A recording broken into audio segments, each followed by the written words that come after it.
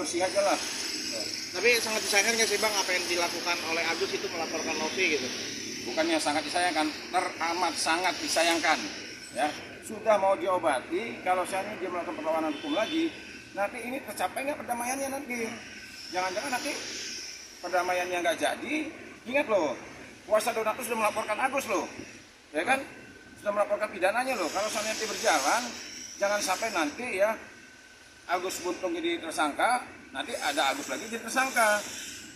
Nah, maksud saya udahlah, kita introspeksi diri.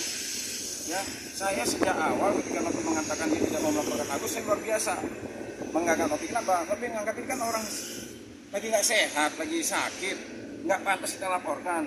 Tapi kalau seandainya sudah sangat terpaksa, nah nanti ini Agus sudah melaporkan nih kan, sebagai kuasa donatur melaporkan. Nah sekarang saya dengar mulai diperiksa. Nah nanti kalau seandainya ya, penyidik bisa menyimpulkan ada memang benar-benar ada pelanggaran, ada penyalahgunaan, bisa ditemukan, nah kan berbahaya juga.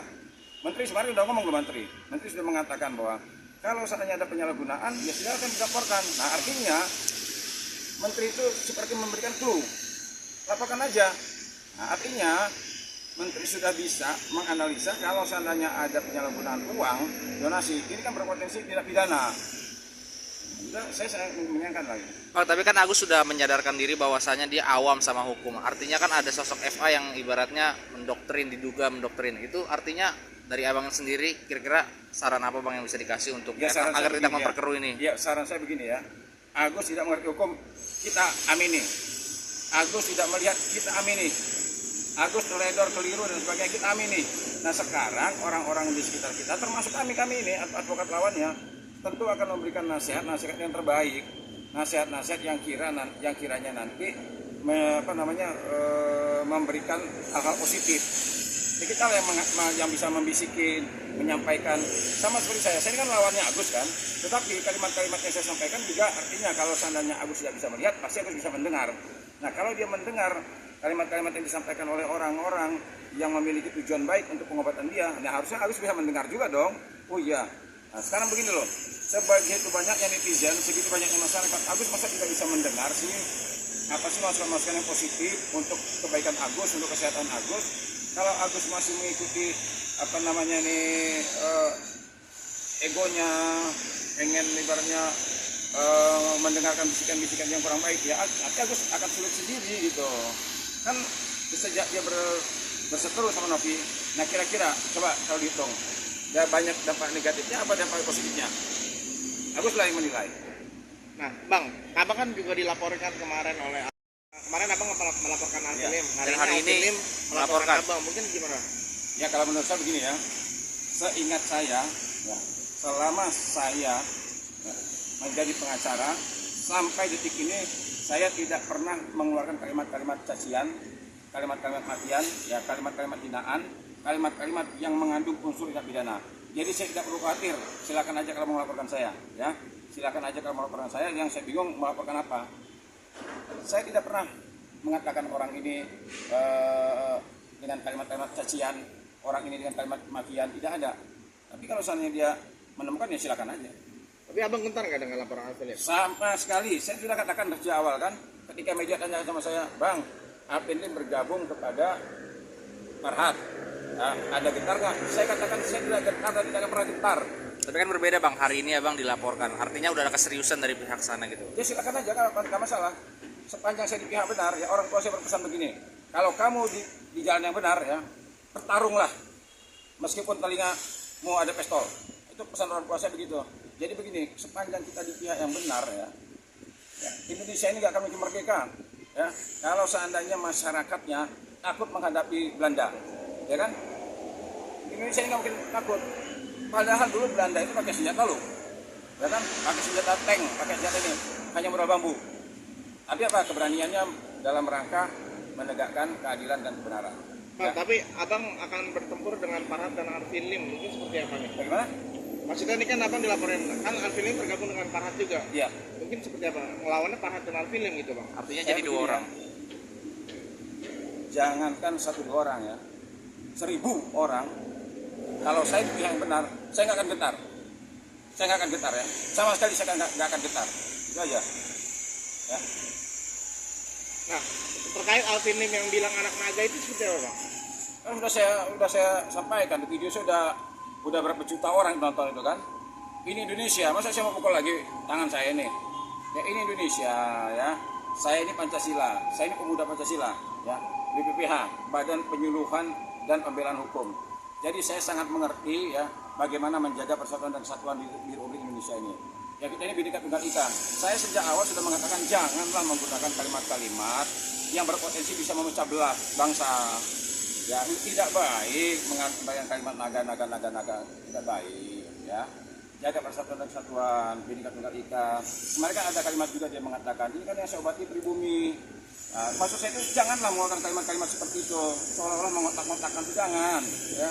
Saya makanya saya buat tangan saya itu kenapa? Karena di sini ada gambar merah putih. Ini saya nggak ada merah putih, makanya kalau saya nggak pukul lagi nih ada gambar burung Garuda, Bhinneka Tunggal Ika. Nah saya ingin menjaga persatuan dan kesatuan. Saya tidak peduli dia itu siapa, dari mana, saya tidak peduli. Nah kalau seandainya dia mau seperti itu, ingat loh ya, banyak sudah mendm saya. Ya, banyak yang sudah mendm saya, banyak sekarang ini sudah orang menelpon saya. Seluruh dari daerah ya, dari daerah banyak yang telepon saya, dari pemuda Pancasila banyak telepon saya, masyarakat sudah telepon saya. Ya mereka mengatakan jangan sampai terulang lagi, ya 98 jadi 2. Ini kan berbahaya. Kenapa? Indonesia ini cita damai, tapi kalau cita damai itu menginjak harga diri, ya mereka akan tersinggung. Ya. Kalau nggak percaya, lihat komentar-komentarnya di media sosial, lihat komentar-komentar di dinding saya. Di kolom-kolom komentar saya, apa yang mereka sampaikan. Hati-hati ya. Saya nggak mau ibaratnya menyulut-nyulut, saya nggak mau ya. Tapi jangan coba-coba sulut saya, ya. Jangan coba-coba sulut saya. Bang, Rasman bergabung dengan Alvin untuk melawan abang nih di dalam laporan ini. Oh, kemarin Rasman temu saya kok. Kemarin sama saya. Kemarin ada gerakan, saya diundang. Kemarin saya tegur sama teman-teman. Bang, kok abang gabung sama Rasman? Saya nggak bergabung sama Rasman. Kemarin ada kegiatan aksi bela Al-Quran. Saya diundang, ya mungkin Rasman diundang, semua diundang. Kita hadir di situ, kita ketemu. Nah, jadi saya begini ya, Rasman pernah satu organisasi sama saya. Alvin Lim pernah kita membela orang yang sama, ya korban yang sama. Farhad juga pernah satu tim sama saya. Tiga orang ini pernah teman sama saya juga. Ya, semuanya sahabat saya. Tapi kalau mereka misalnya begitu berhadapan sama saya amnesia, ya Farhad begitu berhadapan sama saya, kelihatannya ada amnesia, lupa dia. Oh saya nggak kenal Herwanto katanya kan. Ya, terus sahabat saya juga Alvin Lim begitu ini saya nggak kenal Herwanto, ya saya nggak ngerti lah. Tapi yang jelas Rasman kemarin ngobrol sama saya. Yang mudah-mudahan lah ya Bang Rasman selama ini sama saya hubungannya baik kok. Hubungannya baik ya. Saya tidak pernah menyerang dia tidak pernah menyerang saya. Nah intinya saya akan profesional, bersikap profesional sebagai seorang advokat. Saya berusaha bersikap profesional. Bang, soal terkait laporan Alvin Lim terhadap Novi yang di Mabes mungkin seperti apa? Abang menanggapinya? Iya, kan sudah saya bilang sejak awal kan. Kalau seandainya perkara ini lapor melapor, kita bukan takut bukan. Sama sekali saya nggak gentar. Cuma kita kan memikirkan Agus ini bagaimana nih. Saya juga sudah mulai ditegur nih Bang, bagaimana Bang Novi masih mau mengobati Agus tidak? Nah, sementara kita kan keasikan ya dalam permasalahan hukum. Sementara ada orang yang menderita, ya matanya perlu disembuhkan, sudah berapa bulan nggak diobat-obat ini. Ya akhirnya kita bertempur permasalahan hukum, ada orang yang tersiksa gitu loh. Udahlah kita nggak perlu lagi bicara hukum, bicara ini, bicara itulah. Dan kita bicara hati nurani. Namun sekali lagi saya katakan, saya tidak pernah gentar menghadapi siapapun. Ya, mau lapor polisi, kayak mau apa segala macam, saya nggak pernah gentar. Ya, saya nggak pernah gentar. Cuma sekali lagi, saya sudah mulai nih banyak orang menyampaikan, kasihan Agus. Ya, kita kasihan sama Agus. Mereka kasihan nggak sama Agus? Udah gitu aja. Abang akan membela Novi nggak soal laporan Alvin yang di Mabes ini? Saya ini sampai sekarang masih jadi pengacara Novi. Ketika saya mundur jadi pengacara Novi, besoknya Novi sama Brian ketemu sama Farhad dan teman-teman yang lainnya. Sorenya saya langsung dihubungi. Netizen hubungi saya banyak sekali, tetap bela Novi.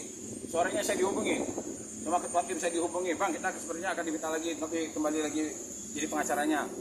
Malamnya saya udah ketemu Pablo, saya langsung sampaikan ke media.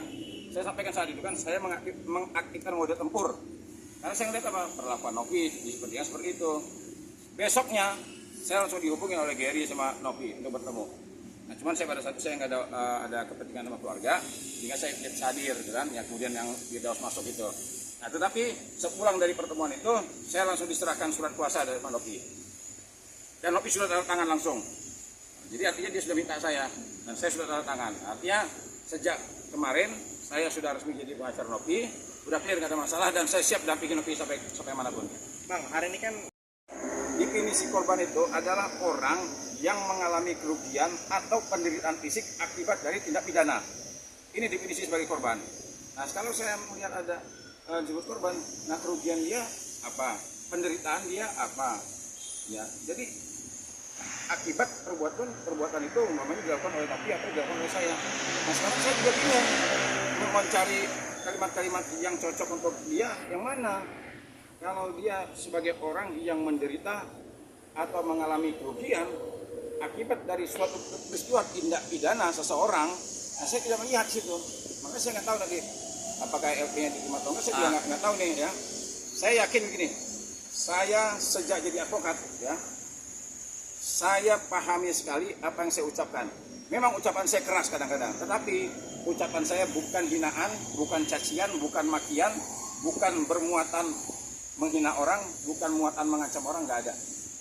Nah, jadi saya tidak khawatir, silakan aja kalau dia mau laporkan, kalau laporannya diterima. Tapi saya sangat menyadari ya, sekali lagi saya sangat menyadari ketika saya mengeluarkan kalimat-kalimat hukum saya, pendapat hukum saya pastikan kalimat yang keluar dari mulut saya pertanggungjawabkan dunia dan akhirat. Bang, pesan buat Eva apa Bang?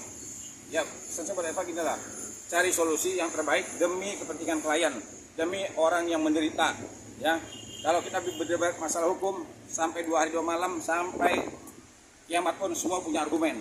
Ya, tetapi bagaimana dengan orang yang butuh pengobatan, ya, butuh kesembuhan? Kalau seandainya kita sibuk selalu mencari alasan, ya, argumen hukum semua banyak. Nggak cocok pasal ini, pakai pasal ini. Nggak cocok undang-undang ini, pakai undang-undang ini. Ya, semua pengacara punya dalil. Nggak cocok pasal ini, pakai pasal Senin kalau perlu. Ya.